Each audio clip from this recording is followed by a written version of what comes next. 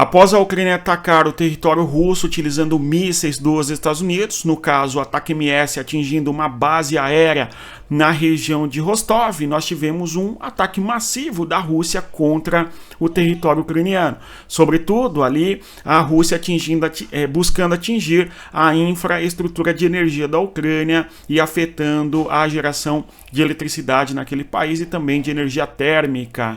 Na sequência, nós temos a Ucrânia fazendo um ataque contra Oriol e atingindo uma base produtora de petróleo, no caso um campo petrolífero, e atingindo alguns armazenamentos, alguns pontos de armazenagem de óleo e gás. Ou seja, nós temos ataques de parte a parte a fim de atingir a infraestrutura no contexto da guerra entre Rússia e Ucrânia.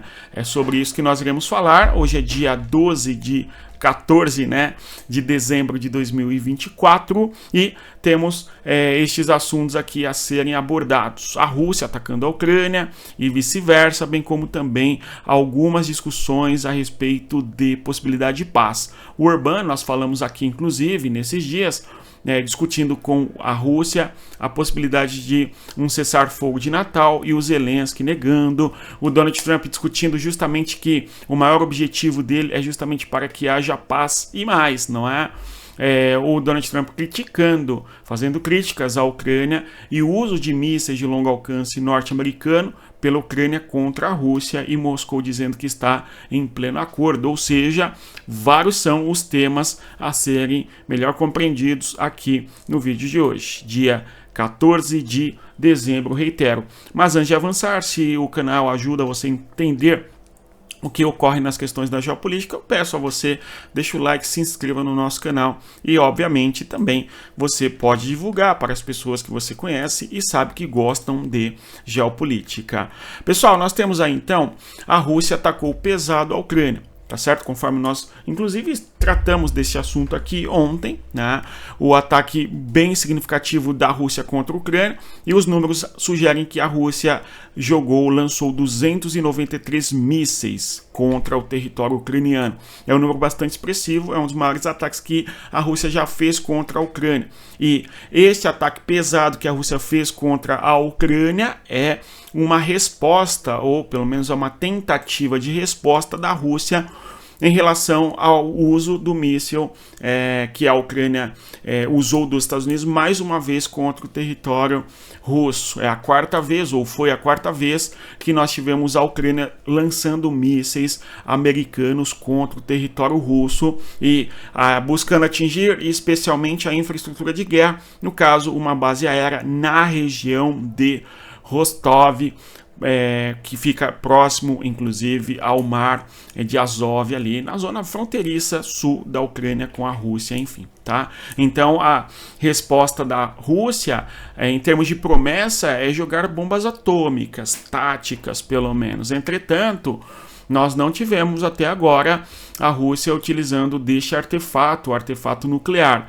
Mesmo porque não é tão fácil assim a escolha pelo artefato nuclear diante da guerra, tá certo? E diante deste tema, nós temos, segundo o Kiev, segundo a Ucrânia, a linha vermelha de Putin simplesmente não existe, ela desmanchou. Ela tem outras colorações que não mais vermelha. Então, quando nós temos a Ucrânia utilizando os mísseis norte-americanos contra a Rússia, e a Rússia responde com ataques que já fez em outros momentos, mas sem utilizar uma força mais significativa, no caso a Rússia usou intensidade, mas não utilizou nem o Orishnik, ok? Aquele míssil de alcance interregional, enfim, ok? Muito menos uma bomba atômica. Mas o fato é, a resposta da Rússia não foi tão forte quanto, certo, a Rússia promete. Mesmo porque estamos numa incógnita muito grande. Porque assim, a Ucrânia utiliza, vejam vocês, não é? O míssil norte-americano contra a Rússia.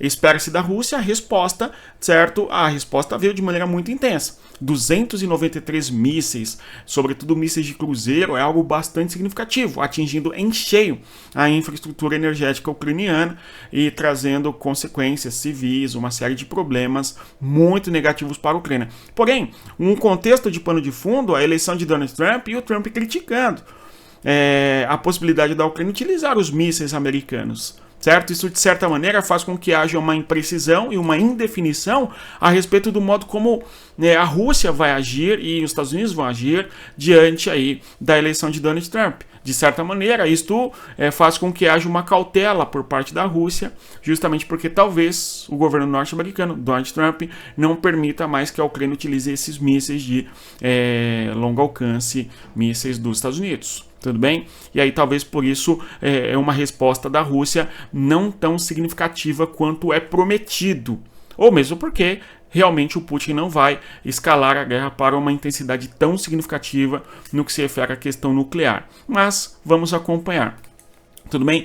Mesmo assim, repito, foi um ataque muito intenso que a Rússia fez contra a Ucrânia. É claro, parte importante desses mísseis foram interceptados pelo sistema de defesa antiaéreo da Ucrânia, enfim, não é, mas foi um ataque bem intenso. Não nuclear, mas muito intenso, ok? E claro, os drones Shahed em grande quantidade sendo lançados contra a Ucrânia, certo? Agora, na questão do fronte de guerra, existe o problema de Pokrovsk. Tá? Nós já vamos falar dele, mas antes, não é? Diante de um intenso ataque que a Rússia fez contra a Ucrânia, nós temos a Polônia ativando, inclusive, o seu sistema de defesa antiaéreo. Por quê? Pelo fato de estar na zona fronteiriça, os mísseis e drones que são lançados contra a Rússia, eles podem, eventualmente, até desviar o caminho e ir em direção ao território da Polônia. E por isso, portanto, a enorme atenção da Polônia diante do seu espaço aéreo para que os mísseis não atinjam seu território, como já aconteceu. Nós já vimos ao longo da guerra mísseis russos atravessando o território da Ucrânia e atingindo países vizinhos da Ucrânia, como a Romênia, bem como também o território da própria Polônia, tudo bem? Então, extravasando o limite fronteiriço e caindo nesses territórios, e por isso, portanto, o alerta para a Polônia em relação ao ataque russo, que foi bastante, repito, intenso, tá? Ao mesmo tempo, nós tivemos a Ucrânia respondendo a esses ataques, tá certo? E a Ucrânia responde a esse ataque buscando atingir infraestrutura russa. A Ucrânia fez um ataque bastante significativo com drones contra a Rússia. Aqui nós vemos no mapa alguns caminhos de drones percorrendo para o interior do território da Rússia, tá certo? Nós vemos tanto na região nordeste, aqui é o mundo no mapa, certo? Eu vou aumentar o mapa para que nós observemos. Nós temos a Ucrânia fazendo ataques na direção aqui, ó, de Briansk, tá certo? Esse oblast aqui, contra o oblast de Kursk, também nesta região, e na localidade de Oriol, inclusive, o ataque que a Ucrânia vai fazer em Oriol, uma distância bastante importante desde a Ucrânia até Oriol, perfeito, e atingindo, portanto, esse campo de combustível, ok? Atacando na região de Belgorod, tá certo? E Voronezh, no interior mais da Rússia, e alguns drones indo em direção, não é, à região mais em profundidade do território russo. É claro que, ao mesmo tempo, esses ataques que a Ucrânia faz em direção ao território da Rússia são abatidos, ou busca se abater aqui, através do sistema de defesa antiaéreo, que é muito bem instalado aí na zona fronteiriça entre a Rússia e a Ucrânia, evidentemente, ok? Mas, de tempos em tempos, basicamente toda semana, 2 ou 3 vezes, nós temos que drones ucranianos acabam atingindo alvos em específicos no interior do território da Rússia, ok? E há alguns dias a gente assistiu, inclusive, nesta localidade aqui, ó, de Krasnodar, no sul, aqui, Krasnodar, a base aérea russa que foi atingida fica nesta região de Krasnodar, às margens aqui, ó, deste mar que é o famoso Mar de Azov, ok? E utilizando os mísseis de longo alcance, os mísseis norte-americanos. E por isso, portanto, o intenso e gigante ataque que a Rússia fez ontem aí contra a Ucrânia, atingindo o sistema de energia da Rússia, enfim, da Ucrânia no caso, ok? Então nós tivemos aqui uma sucessão de ataques intensos por parte da Ucrânia, utilizando mísseis americanos, a Rússia respondendo com um peso intenso de mísseis, e na resposta ucraniana atingindo ali a infraestrutura de produção de energia, no caso de petróleo russo, o depósito de combustível, ok? Tem até um vídeo muito curioso, não é? De tempos em tempos a gente mostra aqui algum vídeo vídeo do contexto da guerra, tá certo? Evidenciando ali justamente o campo de combustível em chamas na região de Oriol. Eu vou projetar aqui para que nós observemos.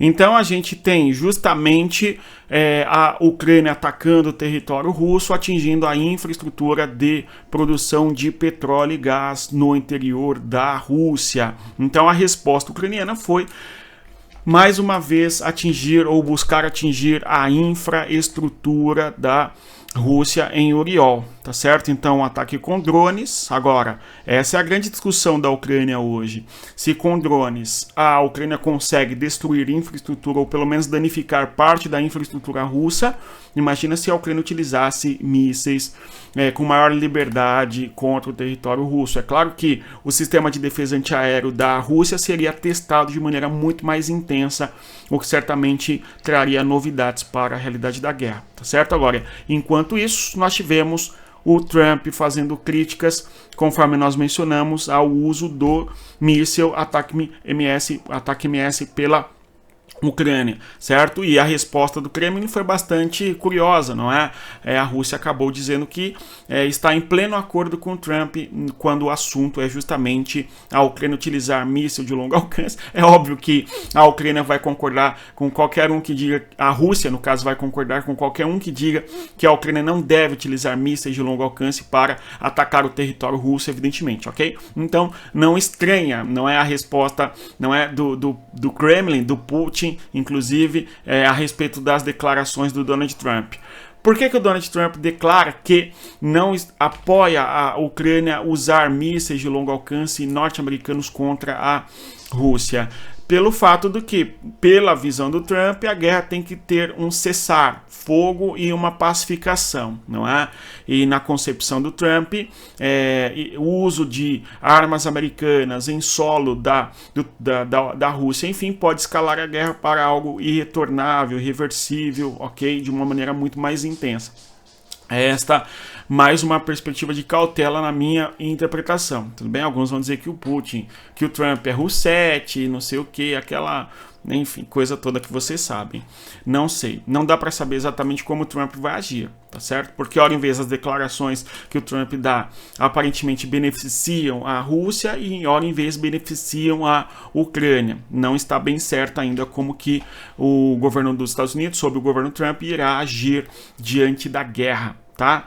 Bem, nós temos aí uma outra discussão de que a Ucrânia teria destruído um caça Su-30 da Rússia na mesma região ali de Krasnodar, ok? Na região sudeste da Ucrânia, na fronteira com a Rússia, tudo bem? Outra coisa importante que chamou a atenção é a Noruega, que vai transferir a região de treinamento de pilotos para caças F-35 para o território de Portugal, tudo bem? Mais distante, portanto, em relação à Rússia, tudo bom? A Noruega, portanto, treinando pilotos ucranianos para manobrarem, digamos assim, certo? Pilotarem, no caso, os caças F-35 para serem usados na guerra contra a Rússia, tá? E por fim, o fronte de guerra, importante, a questão de Pokrovsk. Nós temos em Pokrovsk uma Rússia que busca avançar, conforme nós podemos constatar no mapa. Perfeito? Aqui nós vemos justamente neste mapa o quanto a Rússia busca avançar e está nas regiões ao sul de Pokrovsk. Nós falamos disso aqui algumas vezes, tá? Nesta localidade aqui, ó. Tá certo? Nós temos a Rússia buscando avançar neste sentido. Este mapa não é de hoje, ele é de ontem, tá? E aqui nós temos uma Rússia buscando avançar e conquistar toda a localidade próxima a Kurakhov, ok? O objetivo russo é fechar toda esta região nesta linha de frente, conforme nós podemos observar. No outro mapa, nós vemos aqui em uma escala melhor para visualizarmos o quanto, não é? Os combates ocorrem justamente nas localidades próximas ao grande hub, ok? Aqui de Pokrovsk, tá certo? Há um objetivo muito claro da Rússia de tomar esta região de Pokrovsk, que é uma localidade por onde chega aqui armamentos, ok? As estradas que trazem todo o sistema logístico de abastecimento da linha de frente de guerra, tanto na região de Pokrovsk, bem como aqui na região nordeste do território da Ucrânia, a região de Luhansk, e mais ao norte ainda a região de Kharkiv. Então, Pokrovsk é uma importante artéria, tá certo, do sistema de defesa ucraniano, quando o assunto é o avanço russo, que tem avançado sim nesta localidade da Ucrânia, no território de Donetsk, não é? Alguns douram a pílula e dizem que não, o avanço russo é só em pequenas cidades, o avanço russo é pouco, o avanço russo é avanço russo, e a cada dia que passa, mais território fica sob o comando da Rússia, ponto. A Ucrânia vai conseguir retomar este território militarmente? A Ucrânia vai conseguir reaver esse território diplomaticamente? Né? Ficam as perguntas, né? Muito difíceis na minha interpretação para a Ucrânia, tá certo? Por mais que se a Ucrânia utilizar realmente armamentos ocidentais de maneira mais intensa, incisiva e com liberdade, a guerra ganha outro patamar para a Ucrânia, mas por enquanto não é isso que a OTAN fica falando, que a Europa tem que ter uma mentalidade de guerra em relação à Rússia, tá certo? E de que a entrada da Ucrânia na OTAN é irreversível e assim por diante. A bem da verdade é que o pessoal ocidental está cozinhando a Ucrânia, enquanto isso a Rússia avança. Tudo bem? Essa é a observação que a gente pode constatar, tá certo?